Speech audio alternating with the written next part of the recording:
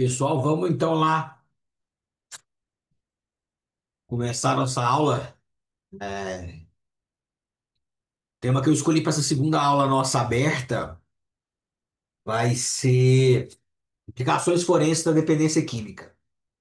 Eu queria antes só lembrar para vocês que, obviamente, o meu objetivo aqui nessa aula ao vivo não é entrar em todos os detalhes da legislação, todos os detalhes das classificações da parte civil, criminal, previdenciária e trabalhistas que nós vamos falar. Senão eu levaria horas com isso, né? E a gente não consegue fazer isso só que durante o que tem. Então pode parecer que seja um pouco mais superficial ao assistir a aula, mas é importante vocês tenham tido acesso às aulas da pós. Então, muitos dos conceitos que eu vou passar aqui para vocês, previamente vocês têm que ter visto a aula da pós para você entender, porque eu não vou entrar é, tão especificamente assim neles, tá? Sobre a legislação, tudo. Eu vou só tangenciar.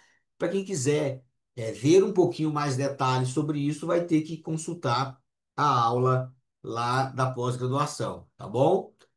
Que a gente está começando agora, que está ainda colocando todas as aulas lá, mas todas as aulas que vocês precisam para entender aqui, ou seja, aula de psiquiatria em perícia civil, psiquiatria em perícia criminal, que eu vou falar, psiquiatria previdenciária e trabalhista, está lá para vocês entenderem esses conceitos que vão estar presentes lá. Tá bom? Por que falar e começar especificamente com a dependência química, sendo essa doença para ser tão particular, para a gente falar nos aspectos forenses dela? Primeiro que a dependência química é um transtorno mental crônico e recorrente. E isso traz uma série de implicações do ponto de vista forense.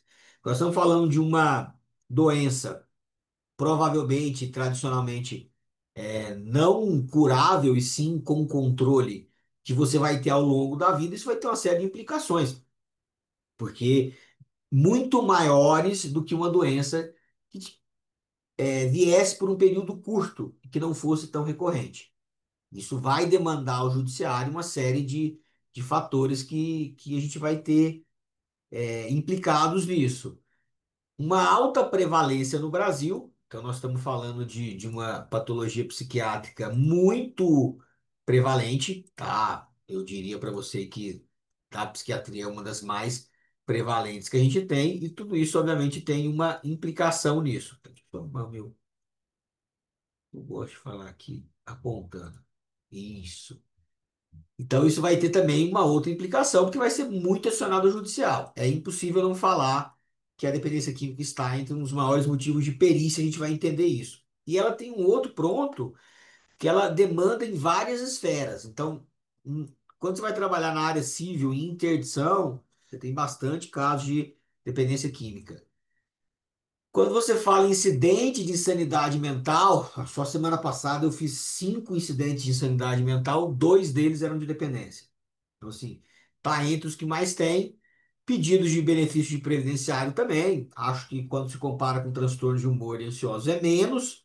Não tenho esse dado, mas estou falando meio que colocando o que eu creio que seja, né? Não é de fato, não é o que mais tem, mas ainda tem uma implicação grande. E muito menos, mas também fonte de uma dúvida muito grande é quando existe o litígio trabalhista. Confesso para vocês que da medicina do trabalho, que não é a que eu mais faço, mas eu faço uma quantidade razoável, eu tive até hoje um único caso em que processou uma empresa em função de uma dependência química. A gente pode até falar dela mais para frente, como é que foi esse caso que eu tive, esse meu único caso que a gente vai fazer. E aí, pessoal, o que eu vou centrar muito em vocês nessa aula. Por que a especificidade dela? Por que você não foi falar implicações forenses do transtorno bipolar? Porque, na minha visão dessas outras doenças, se você entrar na aula de interdição, você aplica no bipolar e conhecer bipolar. Se você conhece bipolar e faz. Mas aqui existe uma questão muito importante, que são a diferença grande nos manuais diagnósticos, tá? DSM-5 para CID-11. Eu nunca fiz perícia usando a CID-11, mas eu já adaptei essa aula para CID-11. Mas essa mesma diferença que eu vou trazer para vocês também é aplicável para a CID-10, tá? Então, até hoje, a CID-11 não está em vigência no Brasil, Todas as minhas perícias eu faço com os critérios da CID-10, mas o conceito principal que está aqui, vocês vão entender, que é o conceito de dependência química versus transtorno de uso de substância. Essa nova nomenclatura que o DSM-5 traz, ela tem uma implicação forense gigantesca. E é isso que a gente vai ver aqui agora. Quando você vai olhar, e aqui eu estou falando especificamente para a dependência química, no DSM-5, o DSM-5 muda o que o DSM-4, tanto a versão normal como a revisada, fazem, porque ela passa a ter um único diagnóstico: transtorno por uso de substância.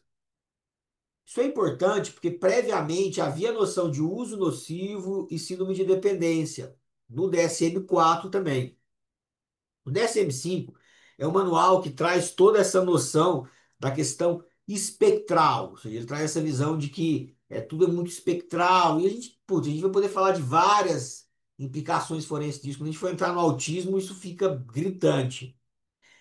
Mas aqui na dependência ela também vai trazer essa visão. E por que que o DSM-5 é assim? O DSM-5 é um manual que foi feito não para fins jurídicos, ele foi feito para fins clínicos. A ideia inicial do DSM foi utilizado para fins clínicos. Ou seja, o DSM quer ser um manual diagnóstico muito sensível. Pensando lá naquela noção de sensibilidade e especificidade, o DSM-5 se propôs a ser um manual muito sensível, ou seja, ele abarca muita gente para que eu possa fazer um diagnóstico precoce e assim impedir uma evolução pior. Um conceito que ele traz, que a gente pode discutir se é certo ou errado ou não, isso é assunto para muitas aulas, tá? Mas que isso tem uma implicação muito grande do ponto de vista forense. Porque quando você abre demais para a justiça, ela quer especificidade.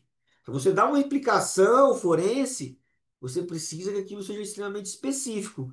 E esse é o problema que você vai ter lá no autismo, que a gente pode até fazer uma aula depois. Mas que aqui vai ter um outro problema teria, se a CID-11 não tivesse, a CID-10 não caminhasse nesse sentido. Então, essa é uma classificação dimensional em que você difere ele apenas em leve, moderado e grave. E a grande diferença é que ele traz 11 critérios e basta ter dois. Isso implica, por exemplo, que para você ter a classificação como transtorno de uso de substâncias pelo DSM-5, não se faz mais necessário ter sintomas como abstinência, fissura e tolerância. Isso é extremamente importante para fins forenses. Eu posso ter uma TUS, que se chama lá no DSM-5, sem ter abstinência, fissura e tolerância. Apenas com prejuízo social ou com outros critérios, busca ativa por drogas, tudo isso. Isso vai ter uma implicação muito grande. A gente vai ver mais para frente. Já na CID-11, apesar dele mudar a CID-10 e trazer como diagnóstico central o transtorno devido ao uso de substância, em algo muito parecido com aqui, porém ele não faz essa classificação dimensional em leve, moderado ou grave. Ele mantém uma subdivisão em uso prejudicial e síndrome de dependência. E isso é fundamental para fins forenses. Ele mantém essa distinção, porém ele chama tudo isso de transtorno de substâncias, aproximando um pouco mais dessa visão clínica que o DSM-5 traz. Ou seja, ele mantém a distinção, mas dentro da mesma categoria.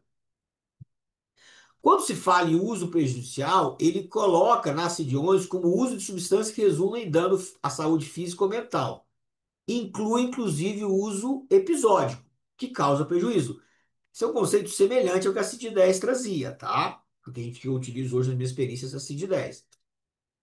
Já a síndrome de dependência, olha como é muito mais difícil você ter uma síndrome de dependência do que ter um transtorno por uso de substâncias pelo DSM-5.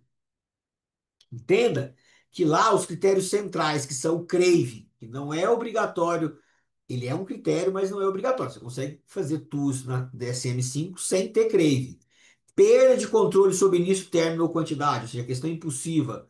Priorização do uso em determinadas atitudes. Continuidade apesar das consequências negativas. Tolerância e abstinência tem que estar presente. Ele não fala em número de critérios, mas ele fala que tem que ter um padrão recorrente e um prejuízo funcional significativo, além da presença de sintomas.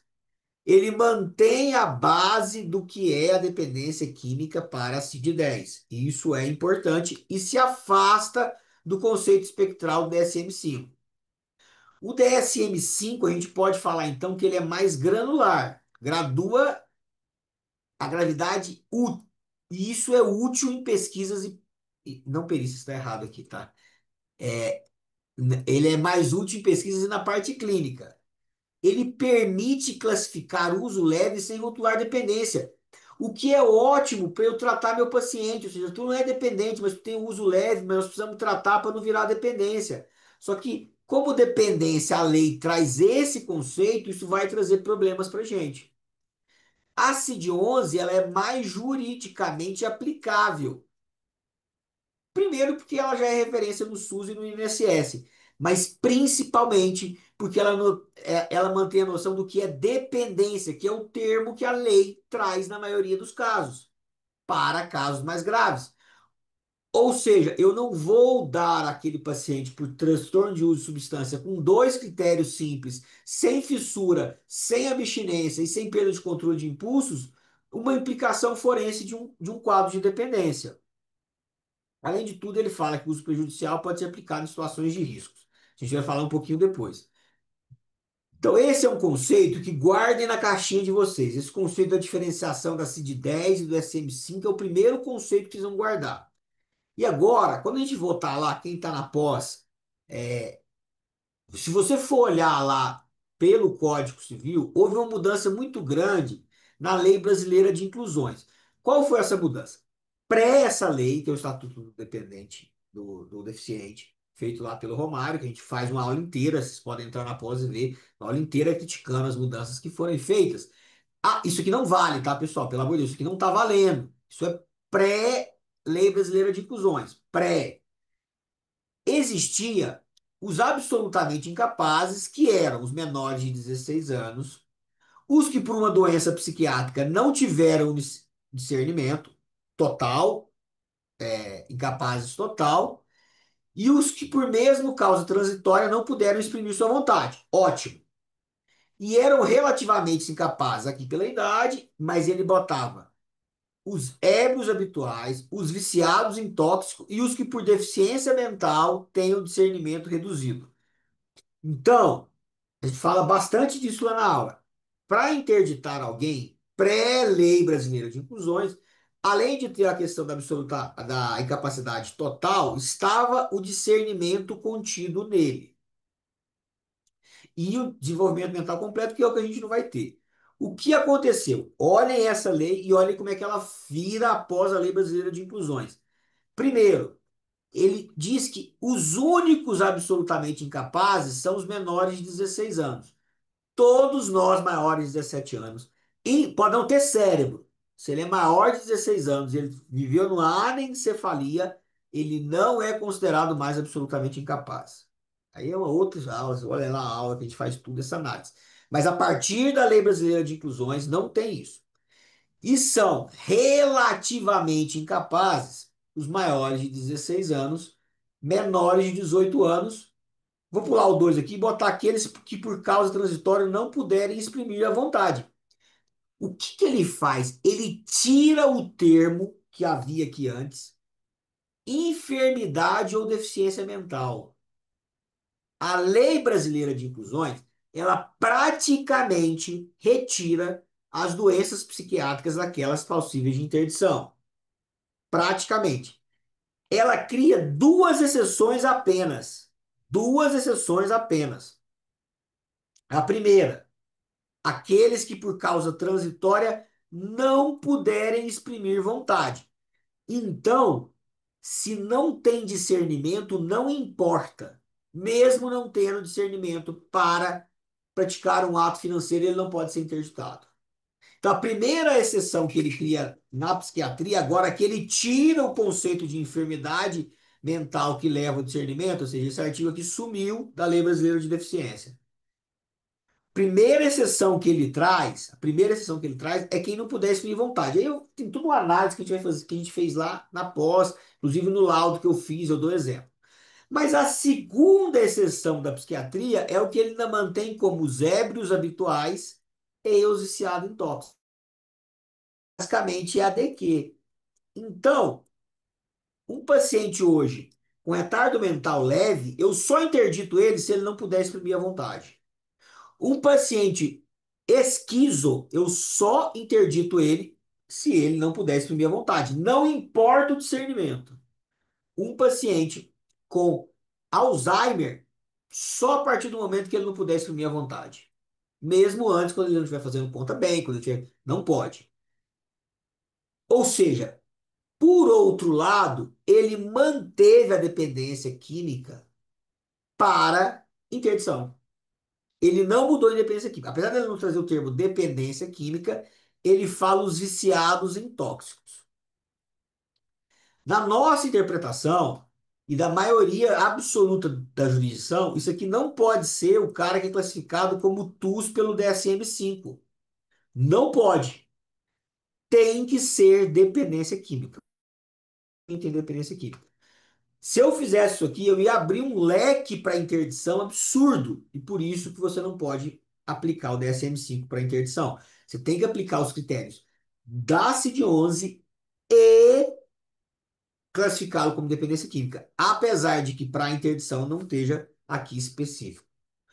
Ou seja, quais são as repercussões da dependência química na esfera civil? Primeiro, dependência pode levar à incapacidade civil apenas parcial, assim como toda doença psiquiátrica, tá? Mas ela não foi cortada como foi cortada as outras do discernimento. Não há mais interdição total após a Lei Brasileira de Inclusões. Ainda se mantém as medidas jurídicas de interdição, curatela e tutela, e ainda tem agora a tomada de decisão apoiada, que não abrange, nesse caso, provavelmente a dependência química. Desculpa, que pode abranger a dependência química. Não houve essas mudanças específicas com o Estatuto do Deficiente, indo contra o que aconteceu com o resto da psiquiatria. Também não há definição. Olha, quando você volta lá e lê a lei, ele fala que é só os hábitos habituais e viciados em tóxicos. Mas a lei é falha ao não graduar ele, tá? Até quando eu interdito ou não. Teoricamente, pelo texto da lei, se tem dependência química, tem que ser interditado. Lendo a lei, lendo a lei ao pé da letra. E no caso da dependência química, não faz necessária essa questão da avaliação do discernimento e da expressão da vontade. Eu também acho muito interessante, porque aqui ainda utiliza o termo ébrios habituais e viciados em tóxicos. Isso lá no início do século passado. Então, esse é o primeiro ponto que a gente entende a dependência química para a esfera civil. Vamos para a esfera criminal. Quando você lê lá o artigo 26 do Código de Processo Penal, ele diz o seguinte: é isento de pena o agente que, por doença mental ou desenvolvimento mental incompleto ou retardado, era, ao tempo da ação ou da omissão, inteiramente incapaz de entender o caráter ilícito ou determinar-se de acordo. Ou, por que que isso é importante? Porque quando a gente vai fazer em criminal, e de novo, eu vou só tangenciar aqui, vocês precisam ver a aula de criminal para entender. A pessoa vai ser inimputável quando, na hora que ela comete o ato, ela, por uma doença mental, era incapaz de entender a ilicitude do que ela faz, ou seja, por uma questão de discernimento, ela não consegue entender. Ou ela não se autodeterminava porque ela estava sendo autodeterminada em função da doença. Se você for levar essa lei aqui ao pé da letra, quando eu vou para um bar, bebo, encho a cara e pego o carro e atropelo alguém, olha como isso é importante aqui para vocês entenderem. Essa talvez seja a parte mais importante da aula. Eu, ao tempo da ação, ou seja, no momento em que eu atropelei, ou até no momento que eu peguei o carro para fazer, eu estou cometendo um crime ao fazer isso, eu era incapaz de entender o caráter ilícito?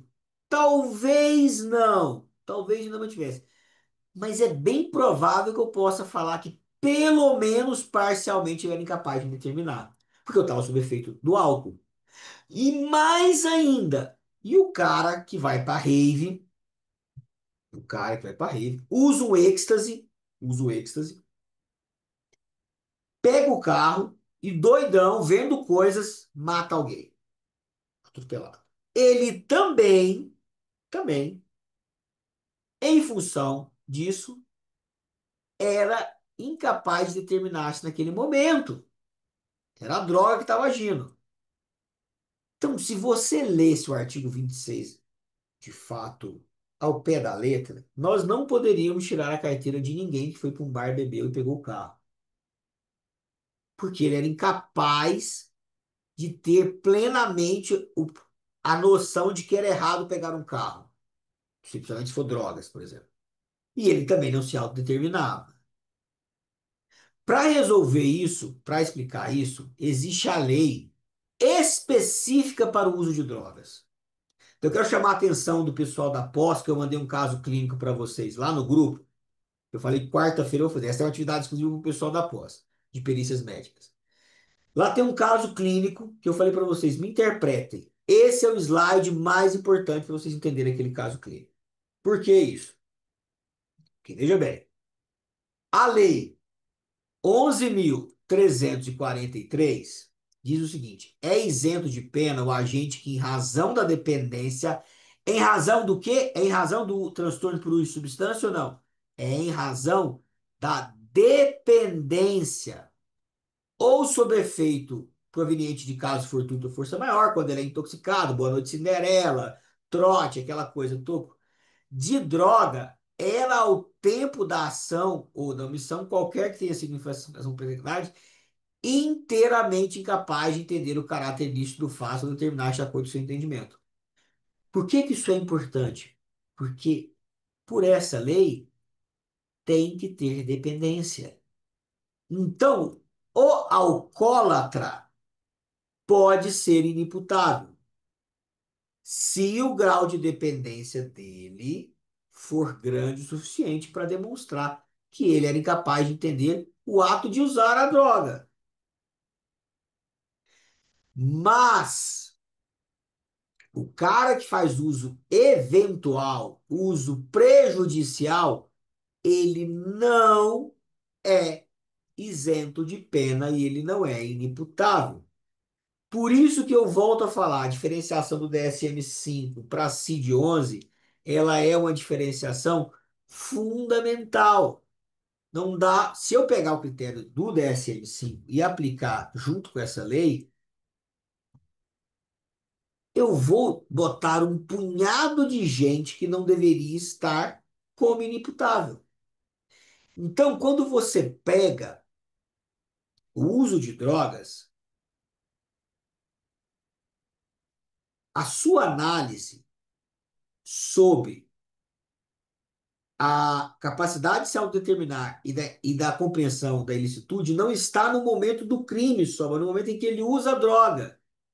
Ele usa a droga porque ele estava sob efeito de abstinência, porque ele estava sob efeito de fissura, porque ele é um dependente, ou não. Ele usou a droga porque ele queria se divertir, e depois que ele se divertiu, deu ruim, e ele não soube mais o que ele fez. Por isso que o artigo 26 ele fala para doença mental, e a dependência é o desenvolvimento mental incompleto. Mas a gente tem que tirar ela desse conceito. A dependência química tem critérios próprios, certo? Intoxicação aguda voluntária, isso que é o mais importante, não exclui inimputabilidade. A intoxicação aguda voluntária é o cara que vai para o bar beber, que não é dependente químico. Já a dependência crônica, principalmente com prejuízo cognitivo, pode fundamentar semi ou inimputabilidade. A gente explica lá a diferença de semi e inimputabilidade para quem quiser ir mais a fundo no assunto lá na pós. Então, quando você vai para a esfera criminal, a noção de dependência química é fundamental. Não basta um transtorno por uso de substância. E o segundo ponto para a parte criminal é que quando eu estou na esfera criminal, a minha análise ela tem que ser no momento do uso da droga. Porque depois que usa a droga, todo mundo tende, principalmente se for quantidades altas, por exemplo, de cocaína, tende a perder a capacidade de se autodeterminar e do discernimento. Esse é o ponto principal.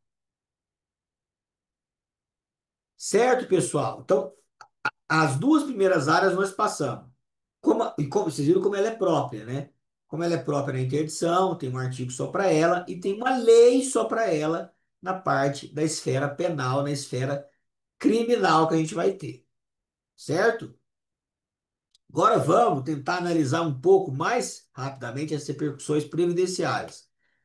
A dependência química é uma doença mental e ela, como tal, é interpretada para a Previdência como qualquer doença mental.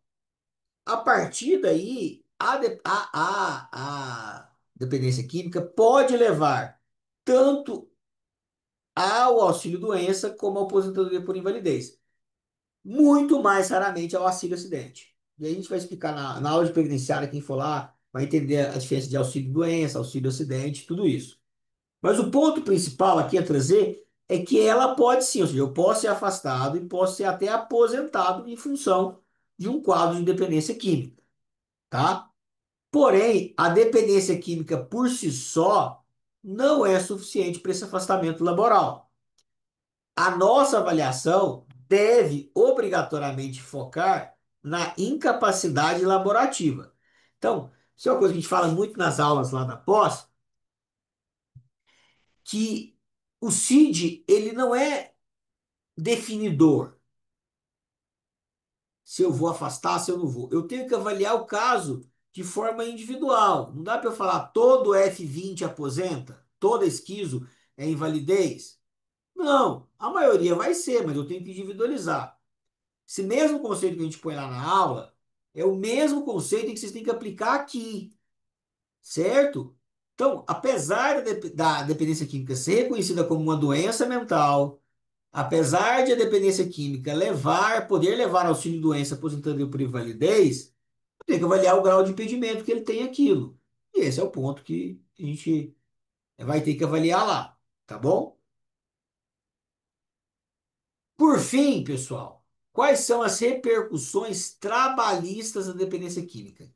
E aqui tem alguns pontos muito interessantes que ela tem. O primeiro, lá na legislação trabalhista, há justa causa para uso de álcool e drogas, tá? Então, tá lá nas causas de justa causa, beber no trabalho, nem tanto a dependência, mas o beber no trabalho.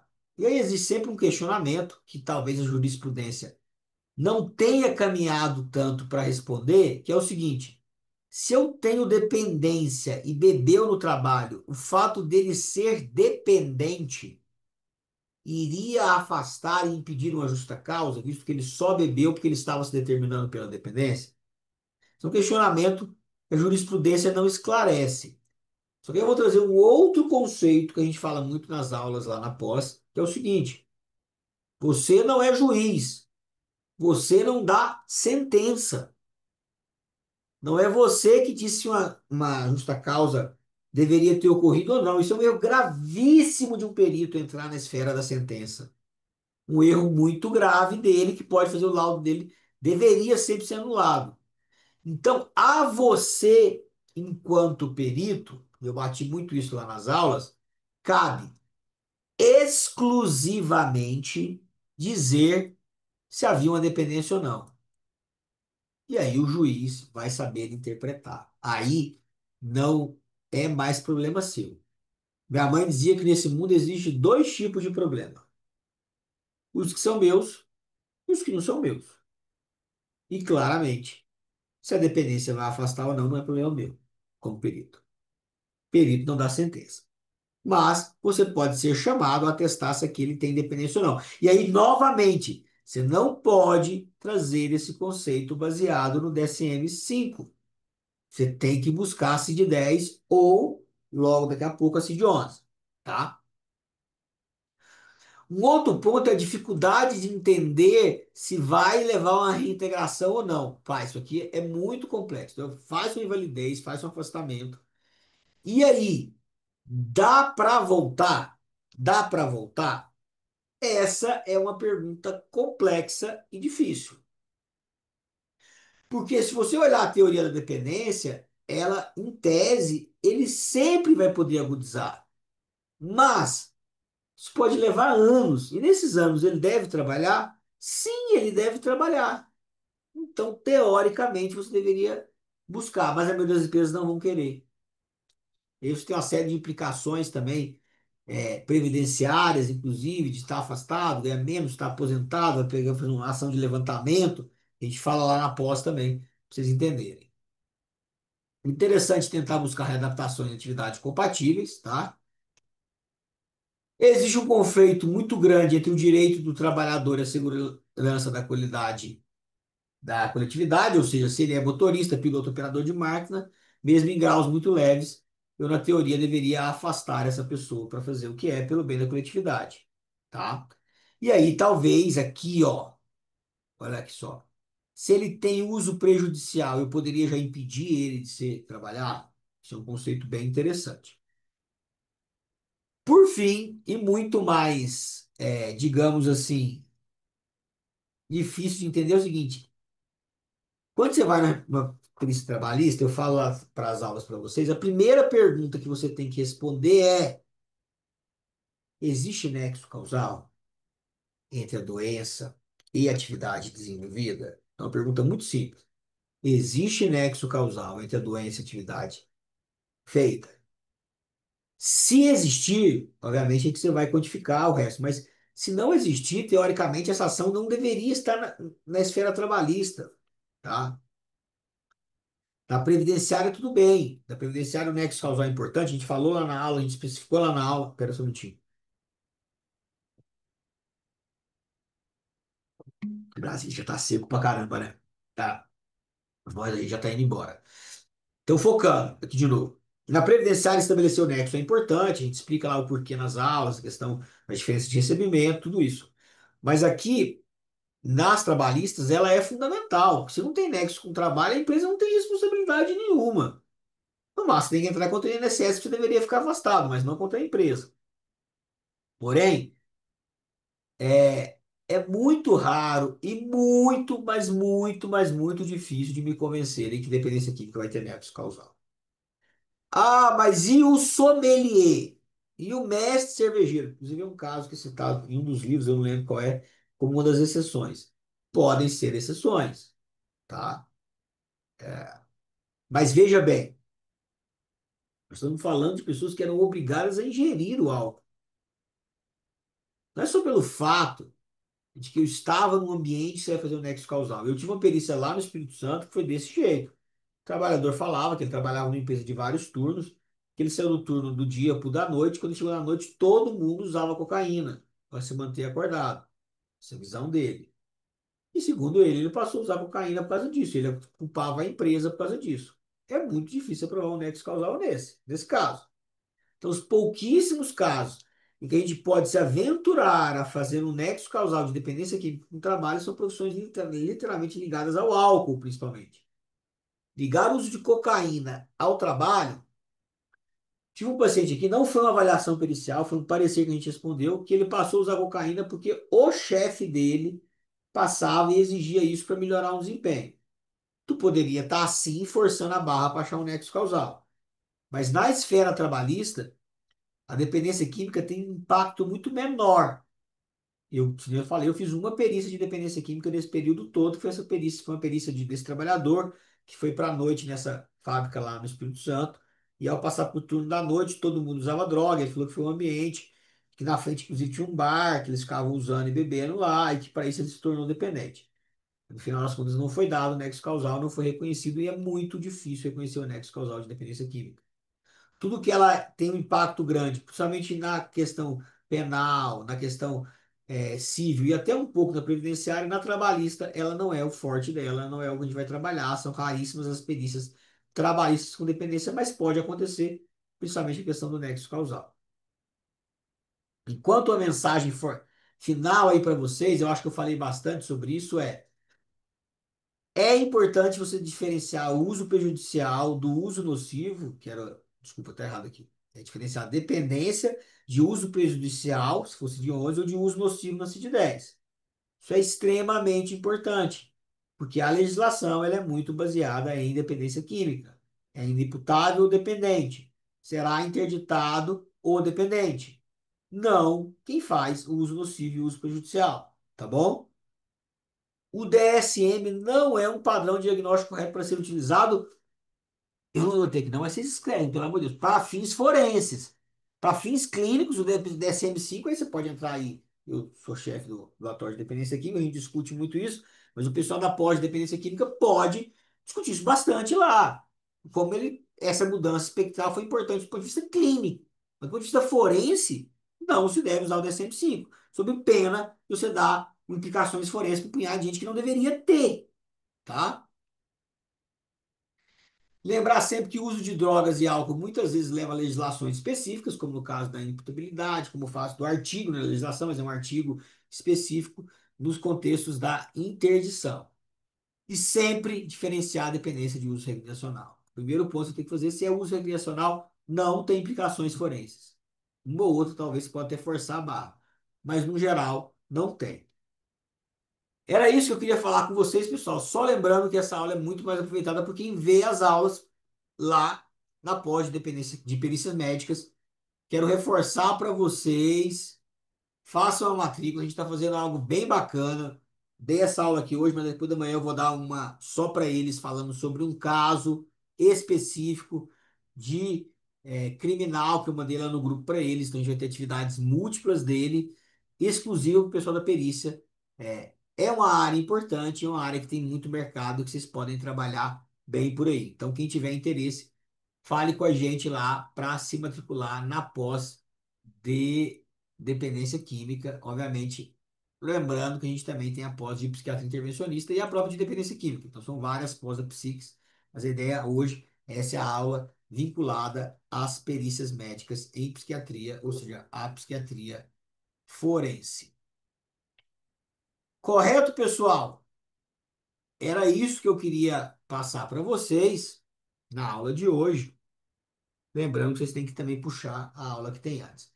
Alguém tem alguma dúvida? Alguém quer fazer uma pergunta? Podem mandar tanto pelo chat como se vocês quiserem. Vocês podem abrir o microfone aí, que eu vou meio que coordenando aí com vocês, tá bom? Alguém tem dúvidas?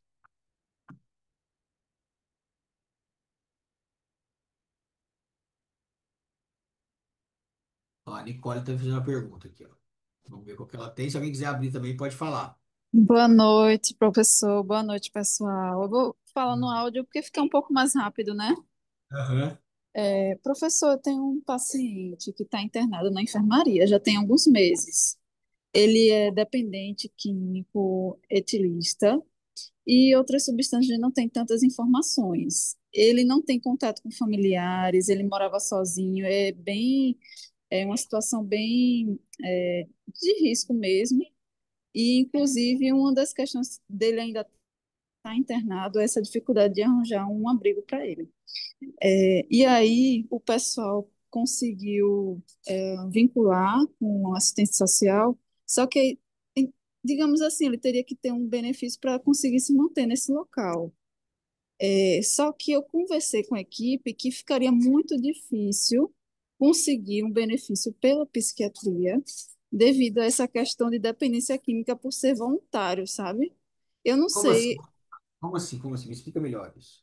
Não entendi. Por que que seria, por que ser voluntário? Não entendi isso. Assim, a questão de é, consumir substância, escolha dele e tal, tudo bem, ele está alguns meses tá abstinente, ok, mas eu não tenho como, enfim, eu fiquei meio que sem saber como justificar isso para conseguir esse tipo de auxílio para ele, ou pelo menos conseguir Tá. é, O iPhone está falando do LOAS. Aí lá na aula de previdenciária, você vai ter que entender a diferença dos benefícios previdenciários que tem no Brasil. Tá, Nicole? Isso vai ser importante para você entender. Lá na aula, a gente vai explicar que existe uma diferença entre o BPC LOAS, que é para quem não é segurado do INSS, para uma diferença para quem tem o INSS, quem tem o auxílio doença, o auxílio acidente e a invalidez. Se ele fosse contribuinte do INSS, não tem muita dúvida. A dependência química é uma doença mental e como tal, por ser segurado, ele teria direito normal. Ponto. Certo? O BPC-LOAS também é possível para ele como dependência química. O BPC-LOA tem outros critérios. O primeiro deles é que ele tem que ter uma incapacidade laboral. Ele tem que ter capacidade de sustento em função de uma doença, certo? E se ele tiver aquilo, tem uma segunda análise, que é uma análise financeira, que a gente fala lá na aula, que tem que ter tal valor por membro da família, tá? Mas também é possível, também é possível. Nos dois casos, eu vejo como possível um dependente químico receber esse benefício, tá? É uma análise mais complexa se ele não for segurado. Se ele for segurado, não tem que discutir. Ele, a dependência dele levou a incapacidade laboral, ele está internado, ele tem que receber auxílio-doença. Isso é inquestionável. Na minha visão, é inquestionável. A dependência química leva ao recebimento do INSS. Não tem que fazer incapacidade civil, não tem que fazer interdição. Entenda o seguinte, Nicole. Um bipolar, vamos fazer diferente. Paciente que quebrou a perna, ele precisa ser interditado para receber o auxílio-doença?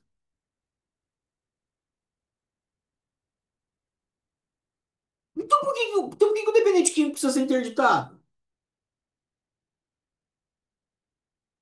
Isso é uma frase que tem sido falada muito em algum lugar. Eu peguei até esses dias uma perícia que eu estava fazendo uma perícia de interdição lá em Santa Catarina e não tinha critério nenhum para interdição, mas a pessoa falou o seguinte, que só ia reduzir carga dela se o marido fosse interditado. Mas estão confundindo dois conceitos que não tem nada a ver uma coisa com a outra. Entenda uma coisa, e na aula eu falo isso. Incapacidade civil, inimputabilidade penal e incapacidade laboral são três conceitos totalmente diferentes e que não estão interligados. E te digo até mais, quando você entra na securitária, você vai falar mais ainda, você vai falar que nós temos quatro conceitos: incapacidade civil, inimputabilidade, incapacidade laboral e incapacidade para a vida independente.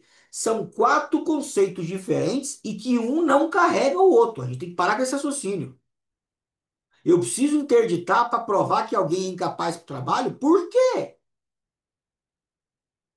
Os benefícios do INSS, eles são diretamente relacionados à incapacidade laboral. Eu vou fazer uma outra pergunta. Todo interditado tem capacidade laboral? O fato dele ter interditado significa que ele não tem capacidade para trabalhar? Não, óbvio que não. Tu tem interditado que consegue ganhar muito dinheiro. A Britney Spears. Durante anos, ela tinha uma capacidade laboral plena, mas ela era interditada. Tudo bem, se aplicar a legislação brasileira, ela não deveria ter sido interditada. Não na forma como ela foi. A gente até fala lá na aula o exemplo dela. Mas esse é um exemplo. Então eu tenho bipolares graves que, em função de períodos de mania, perder essa capacidade de expressar vontade, que eles são interditados, mas eles têm capacidade laboral.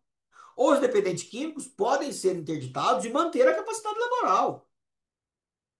Assim como eu posso ter uma incapacidade laboral e manter a capacidade civil, que é o mais comum.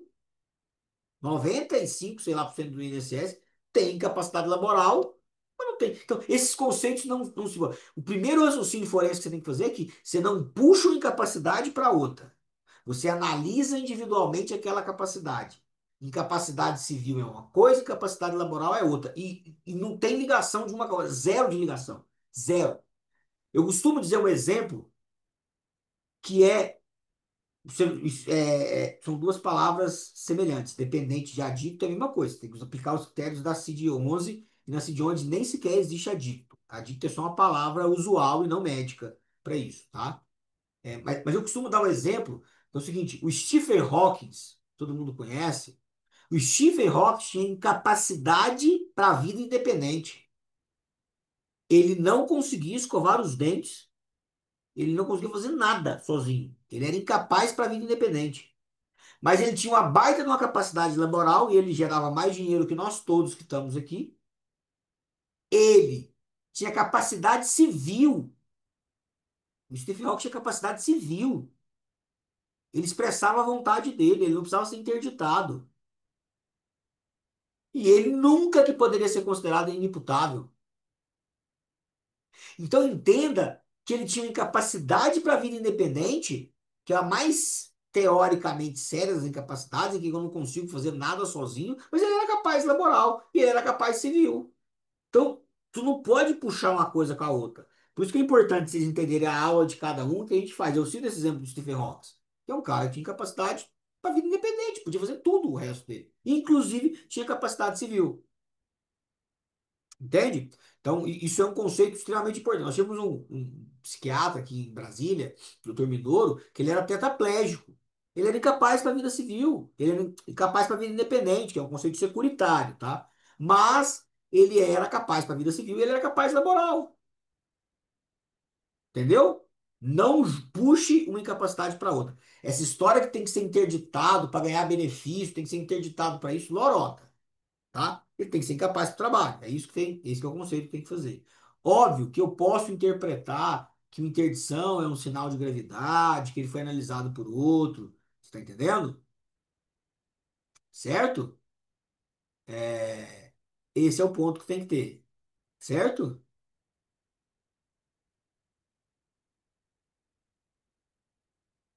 Tá, vamos lá. Um outro conceito que vocês têm que entender é o seguinte: quem faz. Não, vamos lá. Aí são coisas diferentes. Entenda uma coisa: não puxa uma capacidade para outra. Não. Não vá além. Eu vou falar a mesma coisa para vocês duas. Não vá além do que você faz na função pericial. Você, como assistente, não cabe a você dizer se alguém tem que ganhar benefício ou não. Não cabe a você dizer se alguém tem que ser interditado ou não. Não cabe a você, médico que trata alguém, dizer se alguém tem que ser. Entendam isso, isso é fundamental para vocês entenderem. O médico assistente não diz quem tem que ganhar benefício, o médico assistente não diz quem tem que ser interditado, o médico assistente não diz quem é inimputável. Entendam esse conceito. O médico assistente descreve o caso, diz o tratamento, a evolução e faz um prognóstico. O médico perito junta tudo isso e dá uma implicação. E você nem sugere, você não sugere, você não tem nem que sugerir. Você tem que escrever o caso, tratamento e o prognóstico. E quem decide é o perito. Você até pode sugerir uma opção. É uma opção, não é errado, mas é uma opção, tá? Então, no caso que a Meline traz, que ela fala, não cabe a você dizer se ele tem ou não. Você só vai descrever o que ele faz e o perito vai decidir isso. E quando a Nicole fala assim, eu pensei na questão de ser uma pessoa responsável financeiro para evitar o acesso ao consumo. Nicole, essa interpretação não cabe a você. Então, você está indo além da sua função de médico assistente.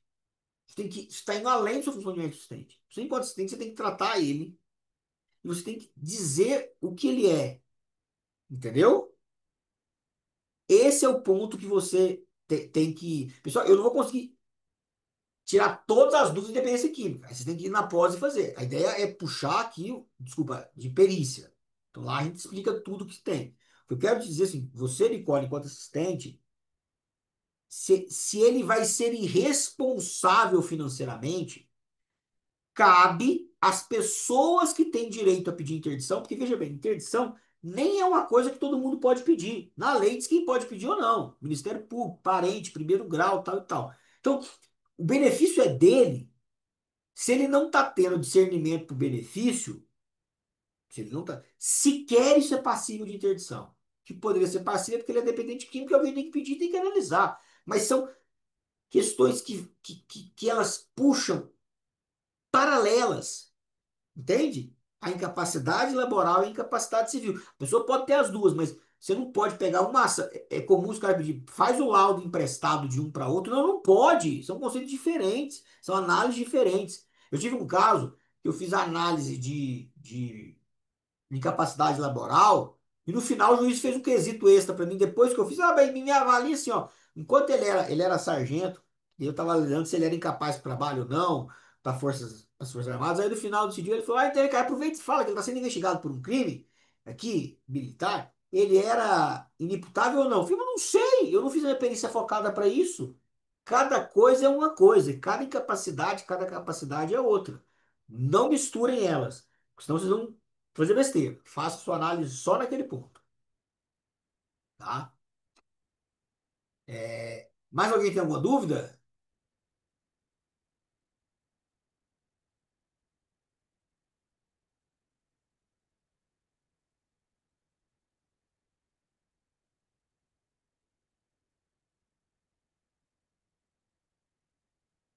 Certo? Então tá, pessoal, essa era a aula nossa de hoje, tá bom? É,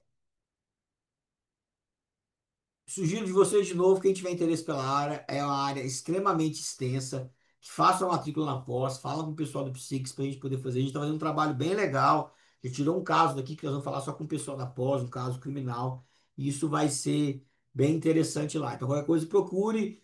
Mês que nós vamos ter uma aula mais interessante ainda, vai ser uma aula de medicina legal, e aos poucos a gente vai fazendo isso. Já tem bastante aula também na aula de vocês. Era isso, pessoal. Boa noite e a gente se fala mês que vem ou nos grupos. Podem me mandar lá, a gente vai conversando lá, tá bom? Abração, até mais. Tchau, tchau. Boa noite.